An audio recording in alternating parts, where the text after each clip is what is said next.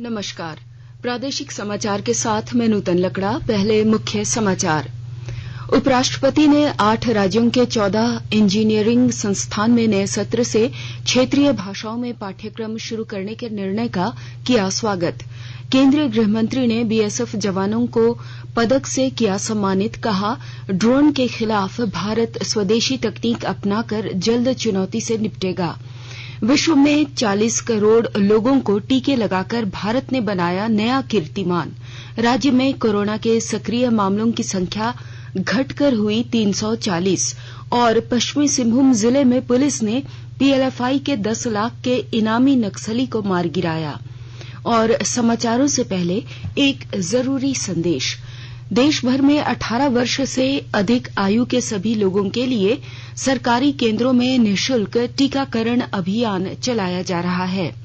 हमारे युवा श्रोताओं से अपील है कि वे कोविड रोधी टीका जरूर लगवाएं और दूसरों को भी इसके लिए प्रेरित और सहयोग करें। कोरोना महामारी के प्रति आप कोई भी लापरवाही ना बरतें, क्योंकि कोरोना अब भी हमारे लिए बड़ा खतरा बना हुआ है। जब तक आवश्यक ना हो, घर से बाहर ना निकलें और इन आसान उपायों का पालन करें। मास्क लगाएं, 2 गज की सुरक्षित दूरी बनाए रखें, बार-बार हाथ धोएं और चेहरा साफ रखें। कोविड से संबंधित जानकारी और मार्गदर्शन के लिए राष्ट्रीय हेल्पलाइन काम कर रही है। इनके नंबर हैं 011 23 97 8046 और 1075। इसके अलावा राज्य हेल्पलाइन नंबर है 104। ये नंबर डायल कर समस्या का त्वरित समाधान लिया जा सकता है। और अब समाचार विस्तार से। उपराष्ट्रपति एम वेंकैया नायडू ने 8 राज्यों के 14 इंजीनियरिंग कॉलेजों में नए सत्र से क्षेत्रीय भाषाओं में चुनिंदा पाठ्यक्रम शुरू करने के निर्णय का किया स्वागत। उन्होंने अखिल भारतीय तकनीकी शिक्षा परिषद द्वारा राष्ट्रीय शिक्षा नीति के प्रावधानों के अनुरूप बीटेक पाठ्यक्रम को 11 क्षेत्रीय भाषाओं हिंदी, मराठी, तमिल, तेलुगु, कन्नड़ा, गुजराती, मलयालम, बंगाली, असमी, पंजाबी और ओडिशा में शुरू करने की अनुमति प्रदान करने पर प्रसन्नता व्यक्त की है। उपराष्ट्रपति ने कहा कि अधिक से अधिक इंजीनियरिंग कॉलेज और तकनीकी शिक्षण संस्थाओं को क्षेत्रीय भाषाओं में पाठ्यक्रम तैयार करने चाहिए। केंद्रीय गृहमंत्री अमित शाह ने आज सीमा सुरक्षा बल के 18वें अलंकरण समारोह में सीमा सुरक्षा बल के अधिकारियों और कार्मिकों को उनकी बहादुरी और शौर्य के लिए पदक से किया सम्मानित। मौके पर उन्होंने जवानों के बलिदानों को याद करते हुए अपने संबोधन में कहा कि 2022 से पहले भारत की सीमा की फेंसिंग में एक भी स्थान खाली नहीं रहने दिया जाएगा। इससे घुसपैठ को रोकने में मदद मिलेगी। उन्होंने कहा कि प्रधानमंत्री नरेंद्र मोदी के नेतृत्व में भारत की नई सुरक्षा नीति बनी है और केंद्र सरकार देश की सुरक्षा के साथ कोई खिलवाड़ नहीं होने देगी। श्री शाह ने सरहद के उस पार के आर्टिफिशियल इंटेलिजेंसी और ड्रोन में इस्तेमाल हुई तकनीक की समस्या से निपटने के लिए भी कारगर कदम उठाए जाने की बात कही। उन्होंने कहा कि ड्रोन के खिलाफ भारत अपनी स्वदेशी तकनीक के साथ जल्द ही इस चुनौती से निपटेगा। संसद की मानसून सत्र के पहले राज्यसभा के सभापति और उपराष्ट्रपति एम वेंकैया नायडू ने आज शाम सदन में विभिन्न दलों के नेताओं की बैठक बुलाई। बैठक के दौरान श्री नायडू सत्र के दौरान सदन के सुचारू कामकाज को सुनिश्चित करने के तरीकों पर चर्चा करेंगे। सरकार ने सदन के दोनों सदनों के सुचारू कामकाज के लिए राजनीतिक दलों का समर्थन हासिल करने के लिए कल सर्वदलीय बैठक बुलाई है। लोकसभा अध्यक्ष ओम बिरला ने भी उसी दिन सदन के नेताओं की बैठक बुलाई है। सदन का मानसून सत्र सोमवार से शुरू होगा और 13 अगस्त को समाप्त होगा। सत्र के दौरान लोकसभा और राज्यसभा की 19 बैठकें होंगी। विश्वविद्यालय अनुदान आयोग यूजीसी ने शिक्षा सत्र 2020-21 के लिए परीक्षा संबंधी दिशा निर्देश और शैक्षणिक कैलेंडर जारी कर दिया है। इसके अनुसार 2020-21 के लिए टर्मिनल सेमेस्टर और अंतिम वर्ष की परीक्षा ऑनलाइन, ऑफलाइन या मिले जुले तरीके से 31 अगस्त तक पूरी कर लेनी होगी। परीक्षा के दौरान कोविड प्रोटोकॉल का भी पालन करना होगा। पिछले वर्ष सितंबर में आयोग द्वारा जारी दिशा निर्देश शिक्षण सत्र 2021-22 के लिए भी लागू होंगे। बीच में सेमेस्टर और वर्ष के लिए उच्च शिक्षा संस्थानीय यथाशीघ्र ऑनलाइन, ऑफलाइन या मिले जुले रूप में शिक्षा सत्र शुरुआत कर सकते हैं। दिशा निर्देशों के अनुसार शिक्षण सत्र 2021-22 में स्नातक पाठ्यक्रमों के लिए नामांकन की प्रक्रिया सभी शिक्षा बोर्ड के परिणाम घोषित हो जाने के बाद शुरू होगी। सभी स्कूल बोर्डों की 12वीं की परीक्षा के परिणाम इस महीने की 31 तारीख को प्राप्त हो जाने की संभावना है। शिक्षा सत्र 2021-22 के प्रथम वर्ष में दाखिले की प्रक्रिया 30 सितंबर तक पूरी कर ली जाएगी और 1 अक्टूबर से शिक्षण सत्र आरंभ हो जाएगा। आकाशवाणी के ताजा तरीन समाचारों के लिए आप हमारी वेबसाइट newsonair.com पर लॉग ऑन कर सकते हैं। ताजा समाचार Twitter handle @AIR News Alerts और Facebook page all India radio news पर भी उपलब्ध है। आप प्रादेशिक समाचार एकांश के ट्विटर हैंडल @AIR News _ और फेसबुक, इंस्टाग्राम पेज तथा YouTube channel AIR News Ranchi पर भी हमारे बुलेटिन सुन सकते हैं। प्रादेशिक समाचार आप आकाशवाणी रांची से सुन रहे हैं और अब पेश है कोरोना से बचाव के कुछ संदेश। चलो मिलकर एक शुरुआत करें, चलो एक फैसला आज करें, मास्क नहीं तो टोकेंगे, कोरोना को रोकेंगे, चलो एक वादा करते हैं, चलो एक वादा करते हैं, मास्क नहीं तो टोकेंगे, कोरोना को रोकेंगे। भारत सरकार द्वारा जनहित में जारी। कोविड-19 से बचाव और सुरक्षित रहने के 3 उपाय। मास्क लगाएं, 2 गज दूरी है जरूरी, सुरक्षित दूरी रखें, हाथ और मुंह साफ रखें।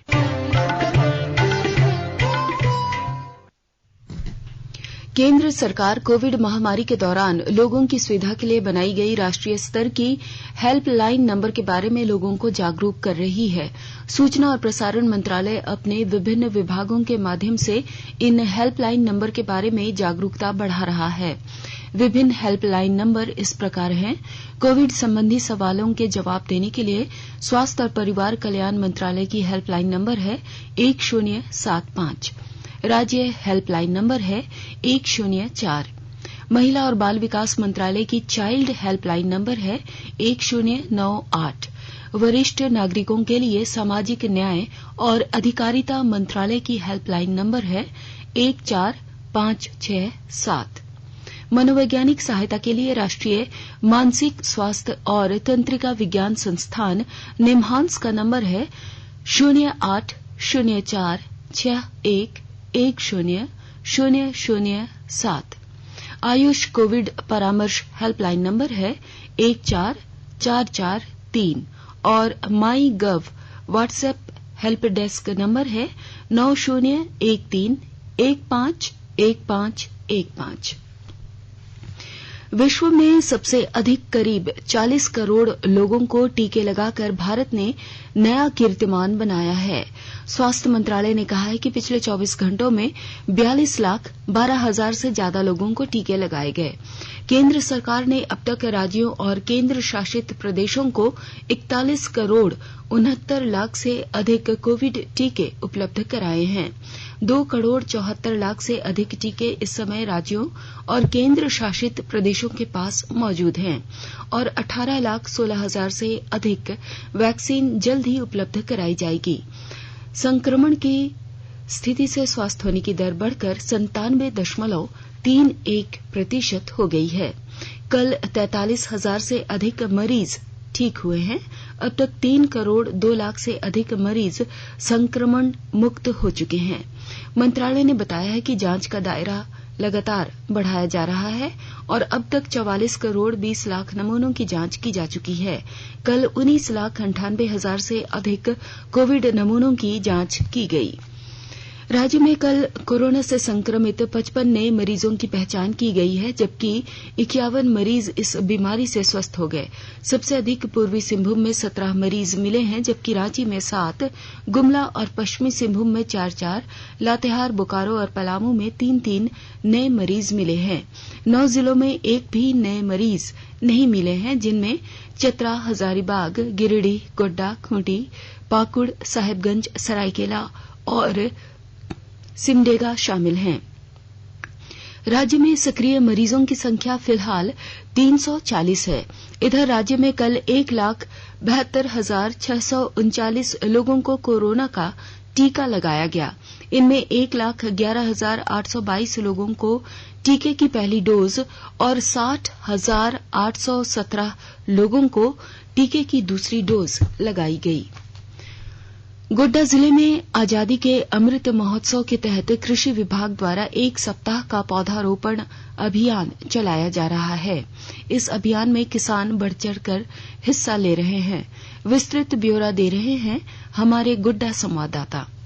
भारत की आजादी के 75वें वर्षगांठ के उपलक्ष्य में अमृत महोत्सव के तहत गोड्डा के कृषि विभाग द्वारा वृक्षारोपण सप्ताह चलाया जा रहा है। यह अभियान मेड़ पर पेड़ के रूप में चलाया जा रहा है। गोड्डा के प्रगतिशील किसान इस अभियान में बढ़ चढ़कर हिस्सा ले रहे हैं। गोड्डा जिला कृषि पदाधिकारी रमेश प्रसाद सिन्हा ने कार्यक्रम में कहा कि किसी भी स्थान का वातावरण वहां की वर्षा और वायुमंडलीय तापमान पर निर्भर करता है और वर्षा एवं तापमान उस स्थान के वृक्षों पर निर्भर है। वृक्षों से वर्षा में संतुलन बना रहता है। पेड़ों से ऑक्सीजन, फल फूल आदि के अलावा पत्तियां भी गिरती हैं, जो खेतों की उर्वरा शक्ति बढ़ाती हैं। गोड्डा के पौधा सुरक्षा वैज्ञानिक ने कोविड के संदर्भ में कहा कि हमें ऑक्सीजन देने वाले और औषधीय वृक्ष जैसे नीम, तुलसी, पीपल, बरगद, पाकर पेड़ आदि बहुतायत में लगाने चाहिए। आकाशवाणी समाचार के लिए गोड्डा से मैं रंजन कुमार।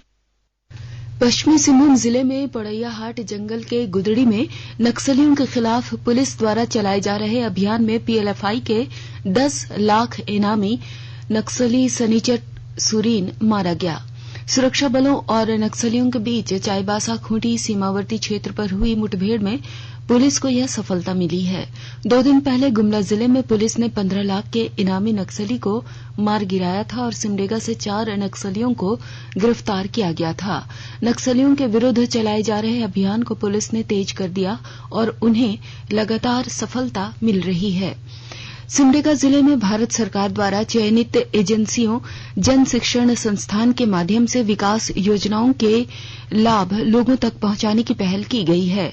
विस्तृत ब्यौरे के साथ हमारे सिमडेगा संवाददाता। योजना के तहत जिले में 15 से 45 वर्ष आयु वर्ग के लोगों का कौशल विकास कर उन्हें स्वरोजगार से जोड़ा जाएगा। इनमें अनाथ और विद्यालय छोड़ चुके विद्यार्थी भी शामिल हैं। इसके लिए जिले में आवश्यक उपकरण उपलब्ध कराए जाएंगे और लोगों के द्वारा उत्पादित वस्तुओं की बिक्री के लिए बाजार की भी व्यवस्था होगी। बताया गया कि योजना के तहत देश भर में 76 जिलों का चयन किया गया है, जिनमें सिमडेगा भी शामिल है। इसके तहत ग्रामीण क्षेत्रों में लोगों को प्रशिक्षण दिया जाएगा। वार्षिक योजना में 1800 लोगों को योजना से जोड़ने का लक्ष्य तय किया गया है। मनोज कुमार सिन्हा, मनु, आकाशवाणी समाचार, सिमडेगा। रूस में शतरंज विश्व कप में भारत के ग्रैंड मास्टर अधिबान भास्कर और आर प्राज्ञानंदा तीसरे दौर में पहुंच गए हैं।